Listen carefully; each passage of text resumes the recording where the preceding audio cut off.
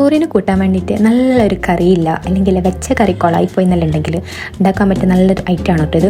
ഇതിന് വേണ്ടത് ഫസ്റ്റ് പുളി എടുക്കുക. പുളിൻ്റെ മുകളിൽ കുറച്ച് വെളുത്തുള്ളി എടുത്തിട്ട് അത് നല്ലോണം നമ്പി എടുക്കുക.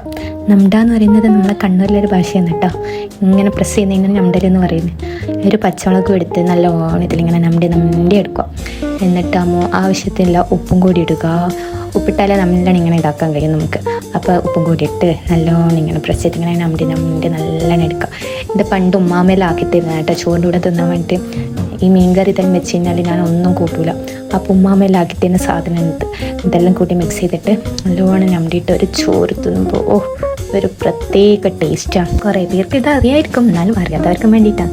എന്നിട്ട് ഇതിലേക്ക് കുറച്ച് വെള്ളം കൂടി ഒഴിച്ച് നല്ലോണം മിക്സ് ചെയ്ത് നമ്മുടെ സാധനം അങ്ങനെ റെഡി ആയിട്ടുണ്ട്.